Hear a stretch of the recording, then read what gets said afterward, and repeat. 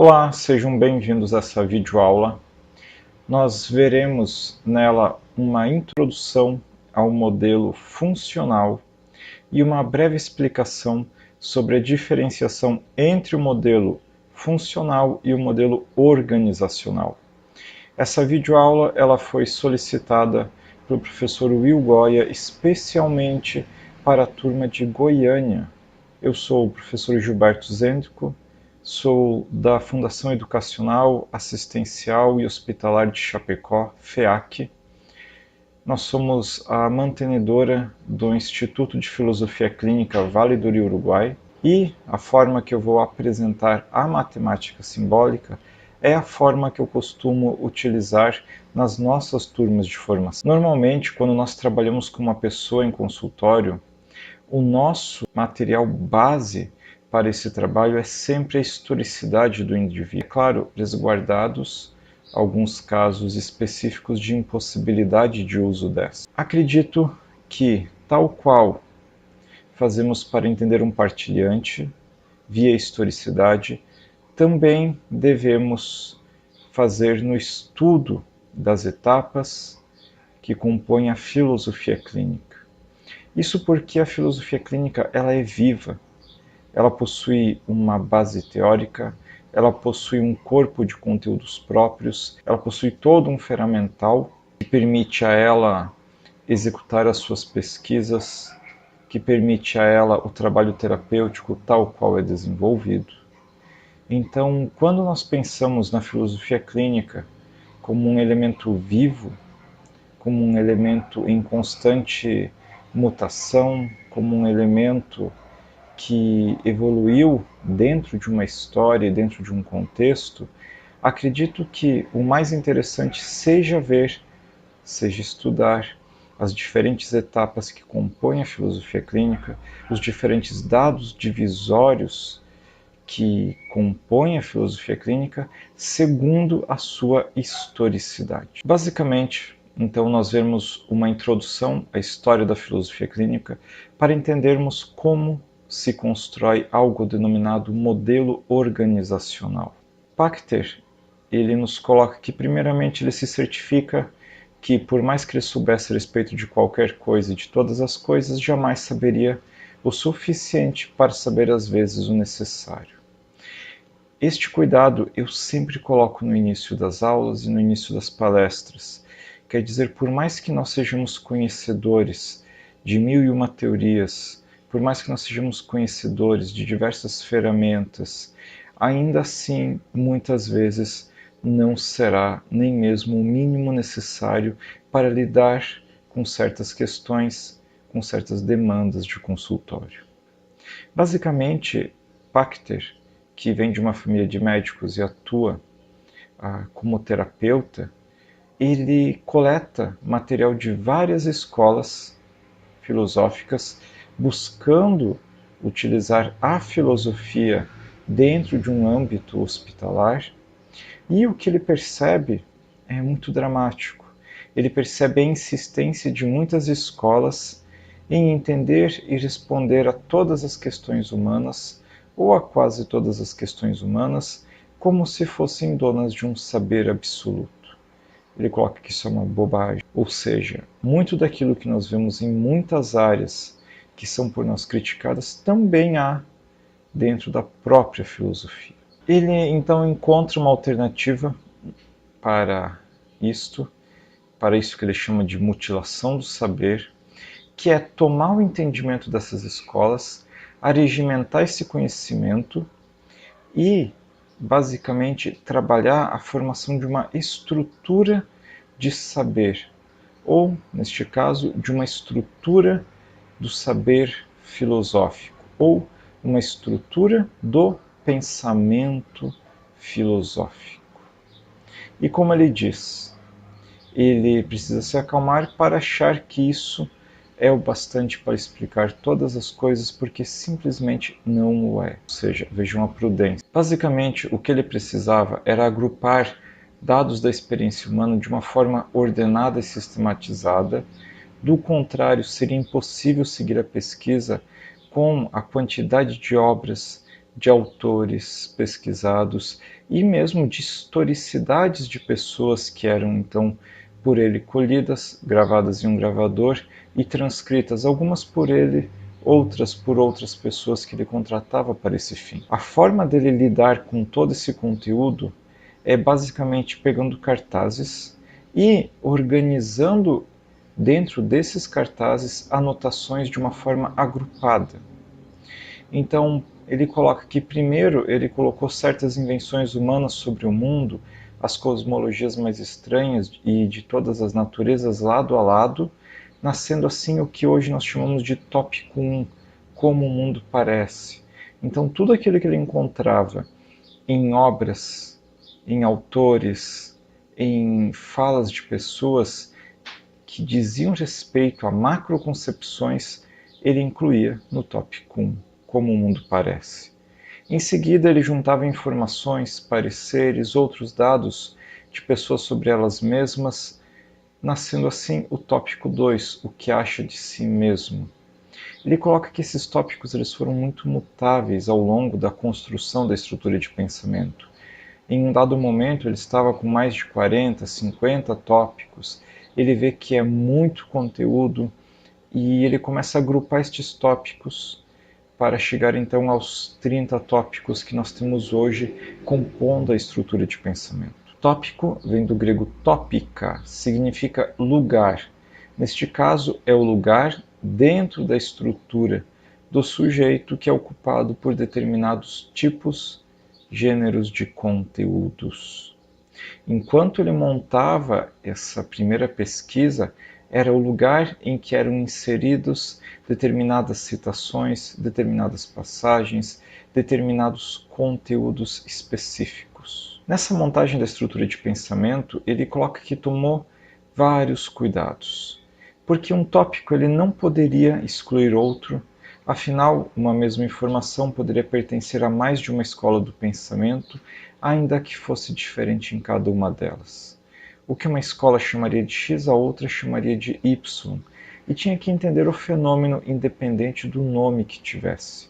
Ou seja, o que ele faz é deixar as nomenclaturas de lado e se ocupar sobretudo dos conteúdos os quais ele identificava e dos fenômenos e movimentos em torno destes conteúdos, agrupando eles por similitude, por contiguidade, por semelhança.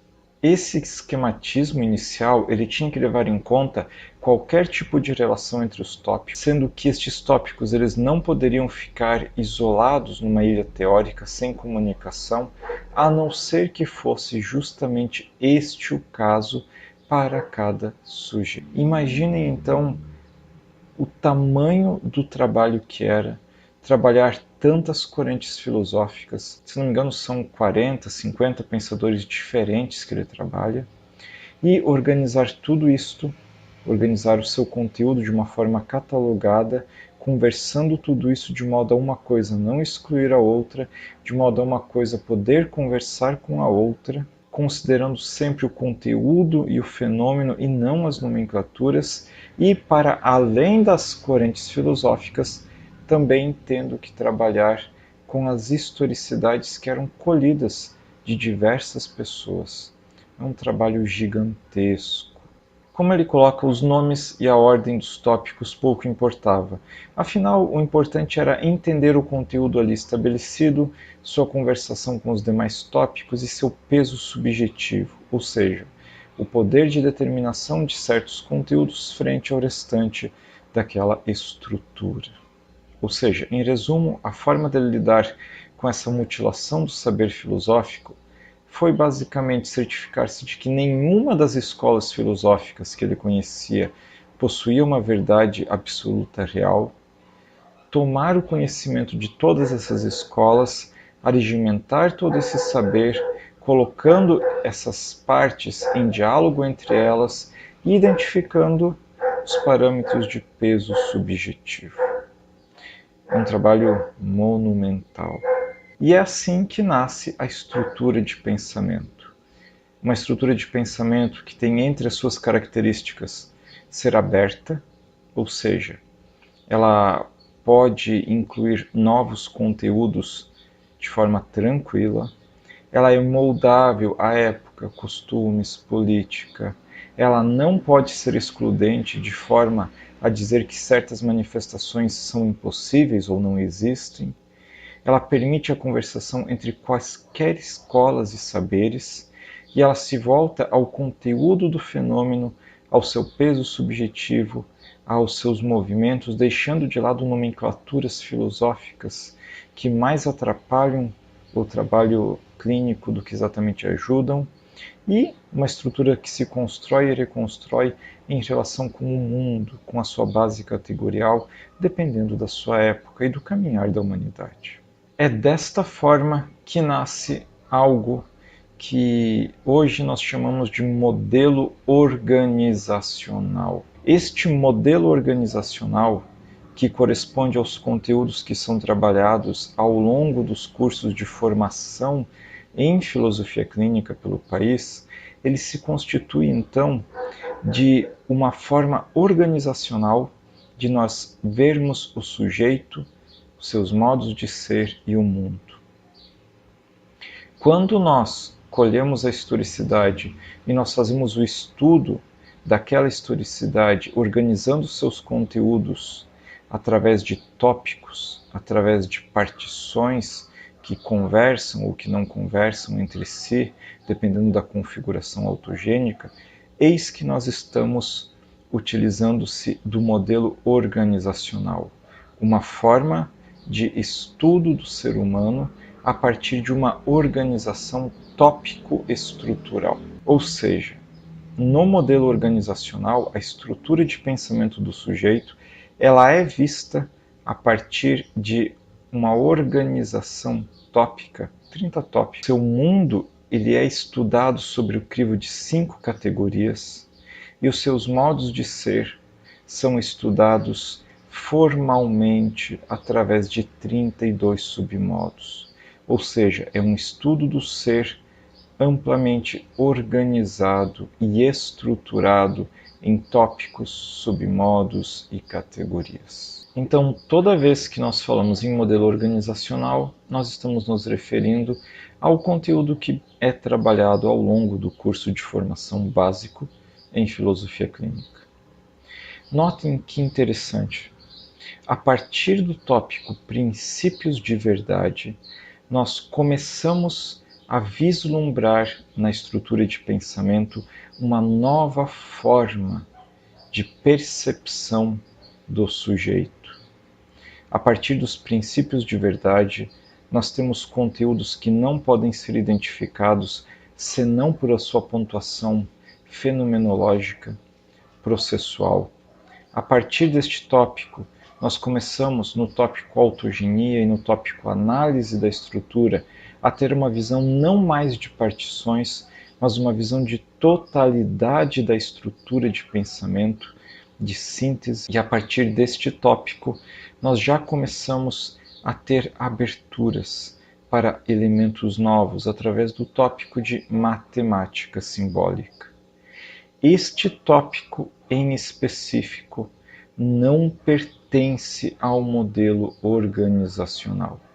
A sua menção dentro desta estrutura de pensamento organizacional se dá, sobretudo, dado o processo de construção histórico da filosofia clínica. Quer dizer, muito do que nós vemos hoje nem mesmo era ponderado pelo professor Lúcio Pachter quando este estava organizando estes saberes lá no início de suas pesquisas na década de 80. Como ele mesmo diz, muitos destes tópicos talvez nem estivessem na estrutura de pensamento. Se ele fizesse isso hoje, estes tópicos não teriam o mesmo nome, muitos destes tópicos estariam agrupados, outros apresentariam divisões, e assim por diante. Quer dizer, a filosofia clínica, assim como um sujeito, ela vem amadurecendo, ela vem crescendo, ela vem sofrendo alterações, e muito do que nós temos dentro da sua estrutura organizacional é resquício dessa primeira organização, dessa forma primária de pesquisa que foi desenvolvida pelo professor Lúcio Pachter no início da história da filosofia clínica. Entramos então finalmente no modelo organizacional. Porém, antes disso, eu vou fazer uma breve revisão. A maioria dos colegas conhece a estrutura de pensamento pelos livros antigos, sobretudo os livros publicados até 2010, com uma definição que essa fala da professora Mônica Yubi, que eu coloquei no slide, ela demonstra isso muito fortemente. Ela nos diz que a estrutura de pensamento é a organização dos elementos que compõem e sustentam os modos de ser de uma pessoa. Essa definição ela é válida, ela não está errada, porém, como a filosofia clínica ela caminha, ela se desenvolve, ela se aprimora, hoje, nós, nos cursos de formação, costumamos usar uma outra definição que o professor Lúcio Pachter tem usado, sobretudo a partir de 2010, na qual estrutura de pensamento, ou EP, é basicamente tudo aquilo que habita em mim enquanto sujeito. Ou seja, são todos aqueles conteúdos que habitam em mim. Notem que interessante. Quando nós observamos essa definição, fica claro que no modelo organizacional nós estamos vendo estes conteúdos que em nós habita a partir de um crivo de uma organização tópica. É importante deixar claro também que quando nós falamos em estrutura de pensamento, nós não nos referimos à estrutura de pensamento do sujeito trabalhado. O pensamento do sujeito, ele se encontra dividido em dois tópicos, abstrato e tópico ação. Ou seja, não é um estudo destes dois tópicos apenas, é tudo aquilo que habita o sujeito. Ela se denomina estrutura de pensamento porque ela é, em sua origem, a estrutura do pensamento filosófico. No princípio, o professor Lúcio Pachter, estudando toda a história da filosofia, organizou este pensamento filosófico de tal forma que ele pudesse ser compreendido a partir destes tópicos. Por isso, estrutura de pensamento, que, num princípio, seria estrutura de pensamento filosófico. Ou seja, o primeiro partilhante que a filosofia clínica teve foi a própria filosofia. Eu acho isso muito bacana sempre de ser ponderado e considerado. Como nós vimos anteriormente, voltando então à estrutura de pensamento, a IP ela se constitui de um instrumento de vivência neste mundo.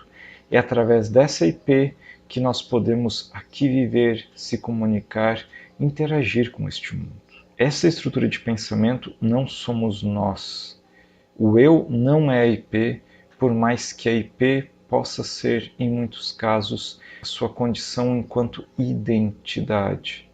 Não é assunto para esta aula. O professor Lúcio Pachter ele segue nos colocando um problema. Esses 30 tópicos que estão na estrutura de pensamento são suficientes para compreender o ser humano? E ele nos responde que não. Se vocês prestarem atenção aos tópicos, vão notar que há um tópico chamado dados de matemática simbólica. A função desse tópico é receber novos tópicos que vão surgindo conforme o homem vai evoluindo. A IP não está fechada e acabada, ela está aberta e receptiva para novos saberes. Olhem que interessante. Então, quando ele organizava a estrutura desse saber filosófico, desse pensamento filosófico, ele deixou esse tópico matemática simbólica como sendo um tópico, como sendo um espaço para receber novos tópicos à medida que o pensamento filosófico fosse evoluindo e a partir da evolução também do próprio homem e de suas manifestações. Ele coloca que é importante deixar claro que os tópicos eles são uma tentativa de interseção com a existência humana e não são, de forma alguma, uma tentativa de apreender todos os modos de existir. Exatamente por isso, eles se desdobram na matemática simbólica e a gente passa a considerar os tópicos anômalos, aquilo que não está na estrutura de pensamento. tópicos de aproximação e tópicos indicativos. Chegamos então ao modelo organizacional e ao modelo funcional. Modelo organizacional, então, nós já vimos o que é um modelo organizado em tópicos, submodos e visto sobre o crivo de categorias. E entraremos agora então em um dado divisório, na minha opinião, em uma nova etapa da filosofia clínica, que se chama modelo funcional. Ao estudarmos os conteúdos básicos da filosofia clínica, a estrutura de pensamento, nos deparamos com um tópico estrutural que é denominado autogenia. Nessa instância, a autogenia ela diz respeito às relações dinâmicas entre os tópicos da estrutura de pensamento, ou seja, como eles se associam, como eles se complementam, como eles conversam entre si, como eles se antagonizam mutuamente, as diferentes disposições tópicas, choques tópicos e etc. Ou seja, no modelo organizacional, o termo autogenia diz respeito justamente à totalidade dessa estrutura de pensamento, vista ainda sobre um crivo organizacional, no qual partes conversam entre si, se associam, se movimentam, se agrupam, se separam e assim por diante. São as partes em movimento e em interação. Notemos que a autogenia é um dos termos em filosofia clínica que mais possui diferentes definições, pois essa definição de autogenia ela só é válida enquanto definição tópica no modelo organizacional.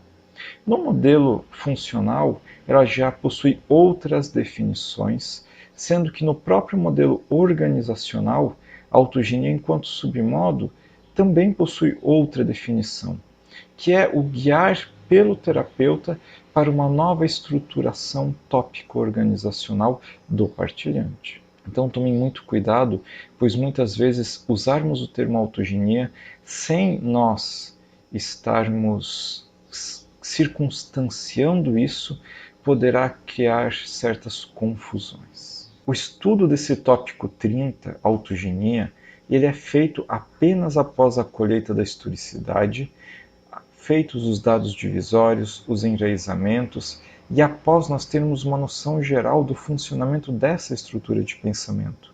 A autogenia parte então para uma pesquisa de como os tópicos estão em relação uns com os outros. Ou seja, ela não é feita de forma imediata, ela é feita após já um parecer de toda uma organização tópico-estrutural desta EP. Durante os cursos de formação em filosofia clínica, vocês aprendem a atividade terapêutica através de uma perspectiva organizacional. Ou seja, vocês aprendem a organizar esses conteúdos que habitam no sujeito, a sua EP, em tópicos e em seguida aprendem a como conversar esses tópicos nas organizações autogênicas, tópico 30. Como eles se associam, derivam, etc. Essa abordagem organizacional, ela é bastante mecânica, ela é datada, ela é circunstanciada, ela é feita para a nossa época, visando uma orientação de prática clínica, de prática em consultório, e ela se dá, sobretudo, para aqueles que estão iniciando o trabalho terapêutico, ok? Quer dizer que mais para frente nós consideraremos muitas outras coisas, mas jamais sem deixar de considerar tudo aquilo que está presente no modelo organizacional. Quer dizer, nós não temos como trabalhar apenas modelo funcional, apenas matemática simbólica, apenas sinonímias e assim por diante. Não dá, ok? Tudo isto precisa sempre ser considerado em primeira mão, para então, em casos específicos, de demandas específicas de consultório, nós migrarmos para uma abordagem para outros modelos, seja para o modelo funcional, seja para os dados para além do mundo como representação, adentrando então os espaços sinonímicos. Esse modelo organizacional, ele é uma maneira didática de se trabalhar. Lembrem-se, ele é um modo cartesiano que preconiza essa organização tópica, na qual aparentemente se sabe onde começa um tópico e onde acaba outro. E esse modo simplista torna muitas vezes ele pobre frente a muitas demandas. Esse modelo ele serve muito bem para explicar pedagogicamente os movimentos existenciais do sujeito, mas ele é fraco perante a clínica e perante as complexidades de muitas questões que nela vão surgir. Então, fechando o modelo organizacional, ele trabalha os conteúdos em tópico e os delimita, ele associa tópicos, ele trabalha elementos com maior ou menor peso subjetivo, ele olha o mundo segundo categorias que, por sua vez, conversam com essa IP e com os seus modos de ser, e ele concebe uma estrutura onde as partes conversam dentro de um determinado sistema subjetivo e único para cada indivíduo. Agora, nós veremos uma questão importante. Em 2010, o professor Lúcio Pachter, na Semana de Estudos em Porto Alegre, nos colocou a seguinte questão.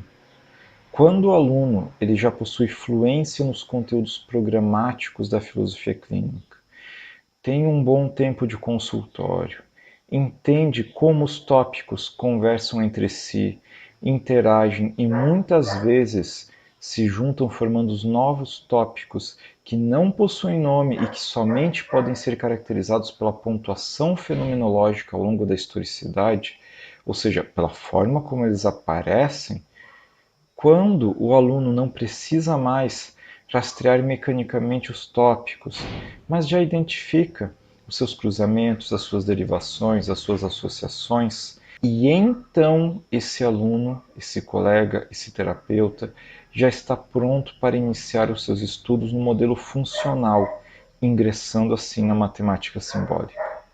Em 2010, segundo a gravação que nós temos dessa semana de estudos, ele deixa bem claro que o trabalho com a matemática simbólica ele não deve ser realizado a não ser por aqueles que tenham plena fluência no modelo organizacional, sob pena de deixar este modelo de lado e de cair em diversos problemas. Ou seja, é uma questão de responsabilidade clínica e terapêutica. Costuma-se dizer que a porta da matemática simbólica é a autogenia. Uma autogenia trabalhada sobre o ponto de vista de um modelo funcional e não mais de um modelo organizacional. No modelo funcional, nós não trabalhamos mais tópico por tópico da IP, mas nós vamos trabalhar com o todo desta estrutura, seus movimentos, direção e localização. Notem que, quando nós dizemos que a autogenia ela é a porta para a matemática simbólica, significa que ela é o primeiro instrumento de compreensão de um movimento estrutural como um todo, ou seja, ela é a primeira compreensão da estrutura como um todo em movimento, em funcionamento, que é justamente o que nós veremos no modelo funcional. Dessa forma, no modelo funcional, nós não trataremos mais de tópicos em específico, nós não trataremos mais de submodos em específico, e nós não veremos mais o mundo sob o crivo de categorias, mas sim sobre uma compreensão do todo de uma movimentação de uma base categorial. Assim, o termo autogenia no modelo organizacional, ele possui a conotação de tópico e de submodo, ou seja, no modelo funcional, ou seja, no modelo organizacional, a autogenia é a organização e a conversação entre tópicos, e um guiar do terapeuta para uma nova formatação enquanto submodo, sendo que no modelo funcional a autogenia ela assume outras definições, outros diferentes significados e outras perspectivas. No modelo funcional, normalmente a autogenia ela tem um significado de localização, de movimentação ou de estado existencial do sujeito como um todo em relação ao mundo. Ou seja, a localização, a movimentação e o estado do sujeito dessa estrutura de pensamento como um todo, sempre em relação ao mundo, à sua base categorial, à sua vizinhança, que nós daqui a pouco veremos a definição. Dessa forma, ao nos referirmos à autogenia no modelo funcional, lembrem-se, ela significa localização existencial. Localização enquanto movimento e enquanto estado subjetivo. Isso ficará mais claro logo para frente à medida que adentrarmos no conteúdo. Ao adentrarmos no modelo funcional, e a primeira parte do modelo funcional é justamente a matemática simbólica, nós trabalharemos sobre outros parâmetros que não o tópico organizacional aprendido durante a formação em filosofia clínica. Estes outros parâmetros, que não são organizacionais, eles são diversos. Entre eles, os mais importantes são a construção e a desconstrução do eu, a analítica de linguagem, a perspectiva, no qual nós trabalhamos opacidades, transparências e invisibilidades, as próprias autogenias, que será o foco dessa aula, enquanto horizontalidades, enquanto verticalidades e transversalidades, nas quais nós veremos os estados autogênicos, as localizações horizontais, verticais e transversais e os movimentos de trânsito horizontal, vertical e transversal.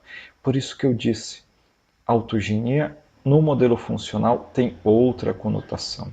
Há também no modelo funcional os conectivos, que é um estudo muito amplo, trabalhado no ano de 2017, ao longo da semana de estudos em Torres. Lúcio Pachter nos diz que a matemática simbólica é a parte da filosofia clínica que gradativamente associa e substitui o entendimento verbal por outro que utiliza equações, conceitos, desenhos, formas e etc. Ou seja, é um entendimento que vai se dar sobre outras perspectivas, sobre outros âmbitos que não o âmbito verbal e organizacional. Desta forma, sempre que nós nos referirmos a questões envolvendo o modelo funcional e a matemática simbólica, estaremos sempre diante de uma metalinguagem que abrevia a comunicação e simplifica a compreensão dos fenômenos existenciais identificados. O primeiro conceito que precisa ser trabalhado dentro do modelo funcional diz respeito às vizinhanças existenciais. As vizinhanças existenciais são basicamente tudo aquilo que entra em contato com o sujeito, ou seja, tudo aquilo que entra em contato com o eu. Prestem atenção neste ponto. Observem que eu não coloquei como definição tudo aquilo que entra em contato com a IP, mas com o sujeito, com o eu. Desta forma, tanto os elementos que compõem a estrutura de pensamento, quanto os elementos da base categorial, uma vez em contato com o sujeito, constituem-se de suas vizinhanças. Aqui, a perspectiva ela é num âmbito de intencionalidade, de atenção, de percepção. Ou seja, um pensamento, uma emoção, uma crença, uma sensação, que são elementos tópico-estruturais, uma vez vivenciados, percebidos, se constituem de uma vizinhança. Uma cadeira, esta cafeteira aqui ao fundo, eu neste momento, este vídeo, tudo isso se constitui de vizinhanças existenciais. O mundo ao seu redor e tudo aquilo que você vivencia numa relação com o mundo ou consigo próprio. Tudo aquilo que entra em contato contigo se constitui da sua vizinhança. Há, portanto, diferentes gêneros, diferentes naturezas, diferentes instâncias de vizinhança. Há a vizinhança categorial de mundo, e aqui nós temos um exemplo de um espaço lindo que contrasta com um espaço sujo, por exemplo. Estes espaços eles serão vizinhança de vocês enquanto vocês os perceberem e com eles interagirem. Uma vez que eu tirar esta imagem e vocês não estiverem mais com elas interagindo, elas deixaram de ser suas vizinhanças. De tal forma que um vizinho existencial, ele sempre é temporário e ele sempre é exclusivo de uma relação estabelecida. A sensação que você tem olhando para essas imagens, ser agradável ou não, os pensamentos, tudo isto se constitui de vizinhanças decorrentes da relação com esta imagem. Então, a própria imagem, assim como tudo aquilo que se passa na sua IP em decorrência da relação com essa imagem, são, neste momento, seus vizinhos, vizinhos deste eu. A forma mais simples de eu identificar as vizinhanças existenciais é através de um exercício muito simples, através dos elementos processuais. Assim, eu vou deixar como sugestão para que vocês façam o seguinte exercício. Peguem um lápis, uma caneta ou um notebook, um computador e escrevam de forma processual o seu dia a dia. Eu levanto de manhã com o despertador com tal toque, eu vou escovar os dentes, eu vou na padaria, eu passo por um lugar muito bonito, eu cumprimento os cachorrinhos, eu olho o mar. Quer dizer, contem tudo o que acontece ao longo do seu dia. Todos os elementos presentes neste dia e que com eles você estabelece relação dados processos de vivência que acontecem ao longo desse dia, são seus vizinhos. Ou seja, tudo aquilo que você apontar nesta fala, nesta escrita, serão suas vizinhanças existenciais. Se, por exemplo, você passa todos os dias por uma casa que tem uma pessoa e você não percebe nem a casa e nem a pessoa, estes elementos, por mais que estejam ao seu lado, não são seus vizinhos, pois não estão em contato direto com você.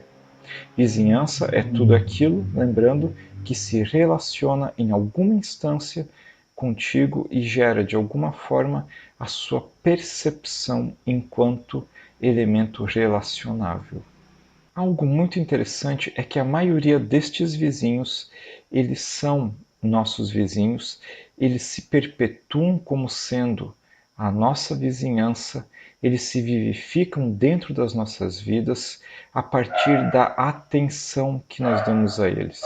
Ou seja, é através da atenção, da intencionalidade, da atenção enquanto alimentação, da atenção que eu dou enquanto conflito para com estas coisas, que a maioria destas vizinhanças se perpetua como sendo vizinho nosso.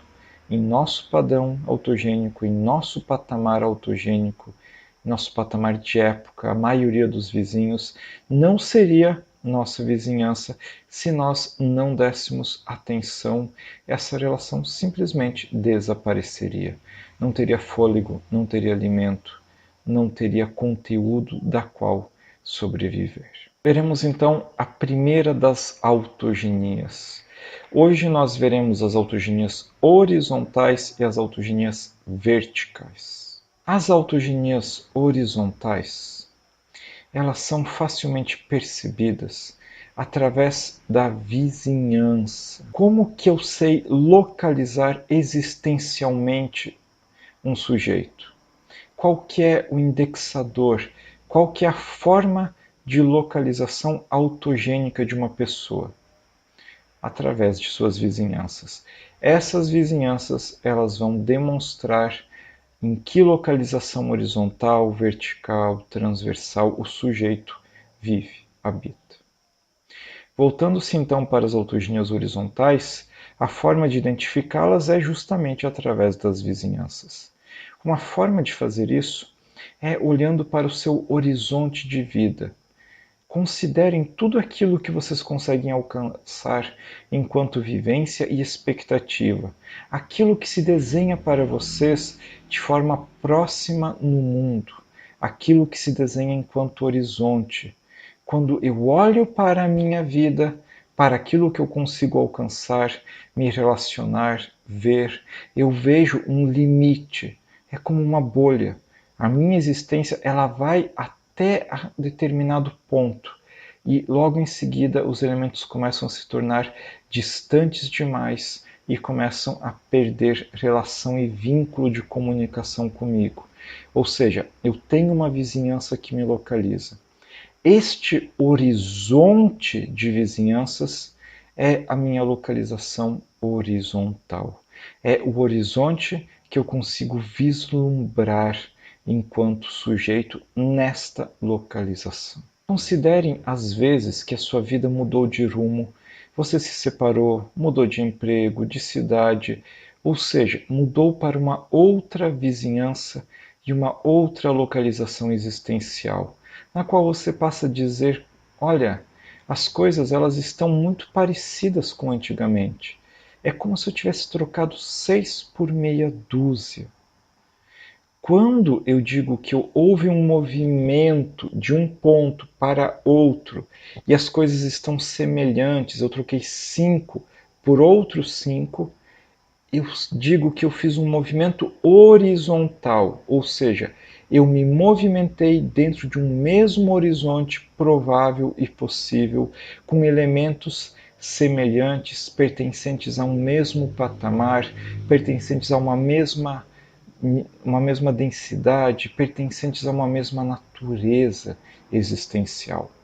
Este horizonte, ele é um horizonte, eu diria que não infinito, mas é um horizonte que tem como limite as próprias propriedades do mundo em que nós vivemos no seu atual estado de desenvolvimento autogênico. Muitos sujeitos fazem muitos movimentos horizontais, se deslocam horizontalmente em suas vidas várias vezes. Na maioria das vezes, os dados divisórios correspondem a nada mais do que uma movimentação de autogenias horizontais, uma movimentação dentro do mesmo horizonte de vida. Esse movimento horizontal de ajuste tópico, de reconstrução, normalmente ele é um movimento que a maioria das terapias neste planeta faz, ok? A maioria das terapias deste mundo, elas têm como base uma horizontalização.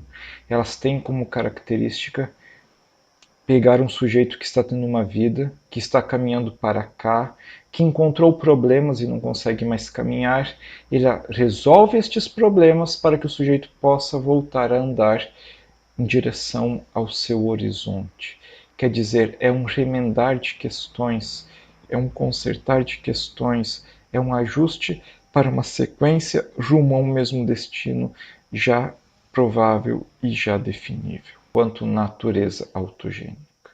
Ou seja, todos aqueles ajustes clínicos que nós realizamos via submodos lá no modelo organizacional, eles dizem respeito aos aspectos horizontais da existência humana. A terapia embasada única e exclusivamente no modelo organizacional é uma terapia horizontal. Ou seja, ela tem limitações e há diversas questões que ela não possui como lidar. Há muitas demandas em clínica que não são tratáveis via este modelo. Neste modelo organizacional, então, basicamente nós deslocamos os sujeitos para novos lugares no horizonte deles, lugares que tenham a ver com ele. Então, às vezes, o sujeito não gosta de produzir gráficos, mas gosta de pintar paredes. A pessoa não gosta de violência, mas gosta de ser um policial e de combater essa violência. Ou seja, é um deslocar horizontal, é um deslocar para outras formas de lidar com as mesmas questões e as mesmas vizinhanças em uma mesma natureza. Na maioria das vezes, o trabalho de deslocamento horizontal de um sujeito será suficiente para suprir as demandas da clínica. Nós apenas entramos em outros aspectos, como as autogenias verticais, que é o que nós veremos agora, quando há certas demandas. Então, as autogenias verticais. As autogenias verticais, elas dizem respeito ao processo de desenvolvimento, caminhada e aprimoramento da estrutura de pensamento desse sujeito. O estudo desse desenvolvimento existencial vertical, ele pode ser feito através da ótica de diversas perspectivas e aspectos de movimento. Os mais comuns são os aspectos de densidade e mecanicidade, que basicamente são como vice-conceitos, são ferramentas didaticamente elaboradas para uma simplificada compreensão de fenômenos existenciais muito complexos. Nós já veremos quais são. Outra questão muito importante que precisa ser compreendida antes de entrarmos nas verticalidades diz respeito às depurações estruturais. Na medida em que o indivíduo caminha, progride existencialmente, depura tópicos, ajusta questões, cessa conflitos internos, a sua estrutura de pensamento como um todo tende a uma elevação autogênica, tornando-se menos mecânica e mais etérea. Estas questões elas nos levam à necessidade de compreendermos a definição de depuração tópica, de desenvolvimento, de evolução subjetiva do indivíduo e quais os critérios de identificação dessa depuração. Há dois critérios básicos de análise que podemos utilizar para identificar se uma pessoa progrediu existencialmente ou se regrediu ao longo da vida, rumo a bases mais densas, rumo a autogenias mais pesadas. O primeiro critério é o exame das categorias, o homem no mundo. De certa forma, podemos considerar que cada época da humanidade, que cada povo encontra-se em um determinado patamar autogênico, ou seja, as macrointerseções da sociedade como um todo, elas se encontram em um determinado patamar de densidade e seguem um determinado curso, direção, conforme as suas prerrogativas. Viver nesta época, neste lugar, neste contexto, nos diz muitas coisas sobre os indivíduos que ali habitam, sobre o seu patamar autogênico e sobre o nível de desenvolvimento das suas EPs.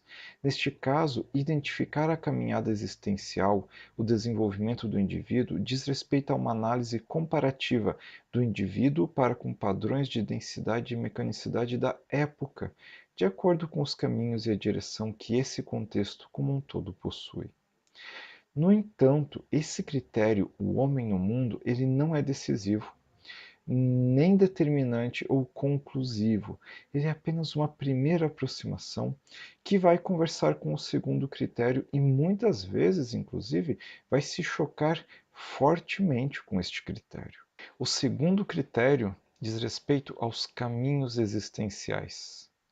São as estradas que o indivíduo passou a sua jornada como um todo, ou seja, de onde este indivíduo partiu historicamente, daquilo que ele vivia, sabia, ponderava e era, para onde ele caminha e no que ele se tornou.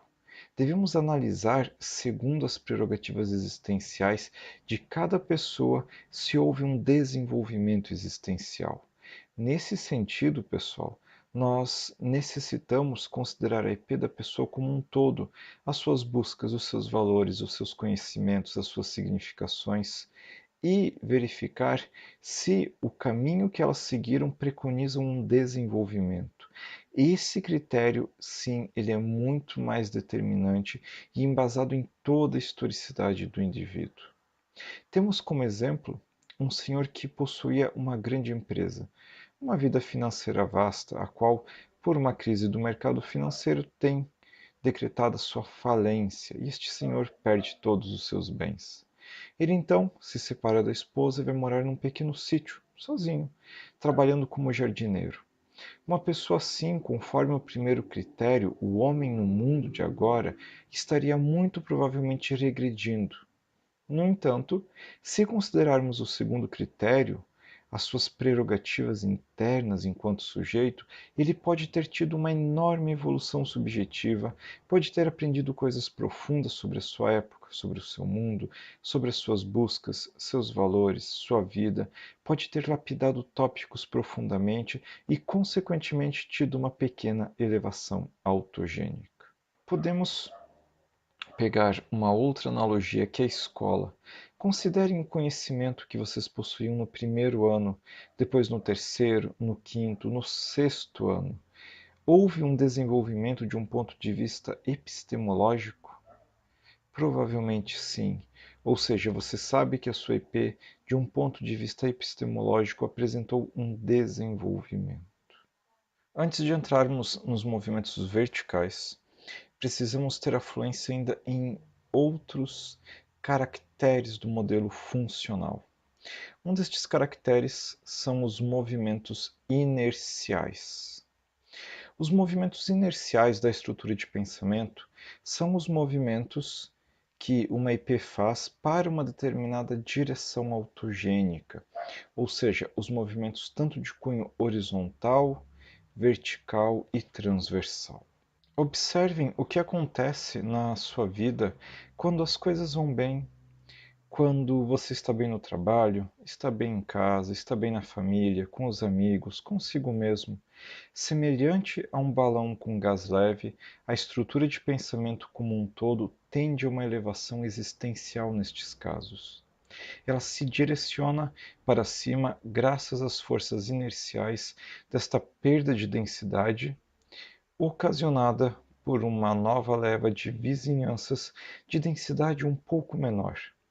Já quando você está mal, quando as coisas não vão bem, quando tudo parece estar piorando, a estrutura de pensamento como um todo pode estar tendendo para baixo, se tornando mais densa e mais mecânica. Chamamos esses processos de movimentos inerciais.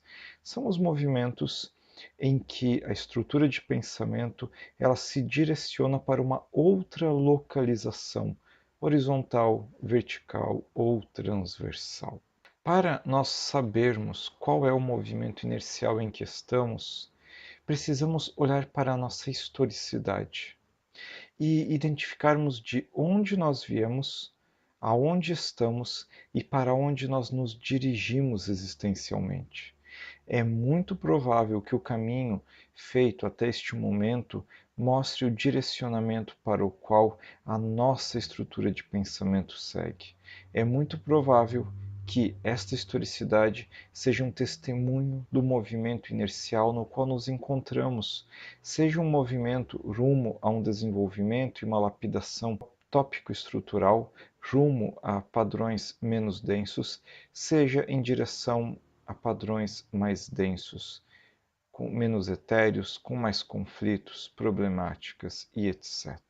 Muitas vezes nós teremos partilhantes que estão em movimentos inerciais, seja para cima, seja para baixo, seja movimentos horizontais, que necessitarão ser estancados, que necessitarão ser freados e que necessitarão de uma nova direção existencial. Nestes casos, muitas vezes, nós precisaremos fazer um extenso trabalho de movimentação autogênica, de alteração de vizinhanças e de criação de aberturas e conectivos para novas localizações autogênicas, sejam verticais, sejam horizontais. A alteração autogênica vertical significa deixar o plano horizontal atual e rumar para um outro patamar, tanto para cima quanto para baixo autogenicamente.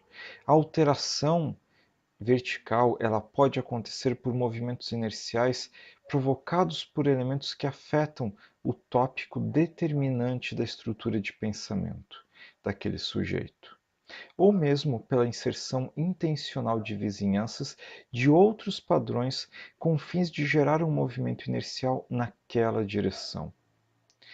A movimentação autogênica vertical, ela deve ser gradual, com sustentação, e nós veremos daqui a pouco o que é sustentação, para que se torne segura e producente. Do ponto de vista funcional, Utilizando-se do aspecto de densidade, cada estrutura de pensamento como um todo se apresenta em um determinado patamar autogênico que corresponde à sua densidade estrutural. Como na semelhança de um balão preenchido com um gás leve, também essa IP pode apresentar uma densidade menor, estando em um patamar autogênico mais elevado, ou mesmo indo em direção a um patamar autogênico mais elevado, subindo autogenicamente para outros patamares. Cada patamar aqui, então, está representado por um horizonte, por um patamar de horizonte acessível em determinada localização autogênica. Pode também uma estrutura de pensamento apresentar uma densidade maior, cheia de conteúdos e processos pesados, afundando em direção às suas bases ou indo nesta direção.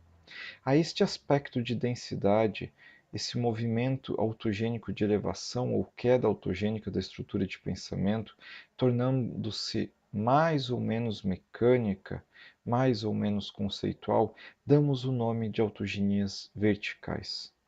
É importante frisar que isto é apenas uma metáfora, ok? Com fins pedagógicos, o qual nos ajuda a representar um fenômeno que é bastante complexo. A perspectiva da densidade, por sua vez, conversa também com outra perspectiva no modelo funcional, que é o aspecto da mecanicidade. Aqui se compreende que quanto mais densa e para baixo autogenicamente for uma estrutura de pensamento, mais mecânicos serão os seus processos internos, e quanto menos densa, mais elevada e mais conceitual for uma estrutura de pensamento, menos mecânico serão os seus processos, e mais etérea será esta estrutura. De forma geral, nós podemos considerar que cada estrutura de pensamento encontra-se em um patamar autogênico, flutuando dentro deste, tal qual no desenho ao lado, não indo nem muito para cima e nem muito para baixo. Vamos assumir apenas a título de ilustração que o nosso patamar autogênico esteja aqui na bolinha do meio, segundo a figura ao lado. Ou seja, um consenso apenas de que, segundo a nossa vizinhança, nós nos encontramos nesta bolinha. Bem, quando uma estrutura de pensamento como um todo se torna mais depurada, com tópicos mais elaborados, a pessoa vai aprendendo, corrigindo fatores, elaborando o discurso, a IP como um todo vai se tornando menos densa, ou seja, a bolinha, que é a nossa IP, no estado como está agora, se torna gradativamente menos densa, mais etérea, com processos mais conceituais e pouco a pouco tende a subir de patamar autogênico rumo ao estado em que se encontra a bolinha de cima. O mesmo se dá com pessoas que decrescem existencialmente, regridem subjetivamente, enchem a sua IP com conflitos, com choques, enchem a sua vizinhança com elementos mais densos, levando a IP a um patamar de maior densidade, tornando os processos internos mais mecânicos, menos etéreos e mais densos, rumando, portanto, para a bolinha de baixo, o patamar autogênico inferior ao nosso.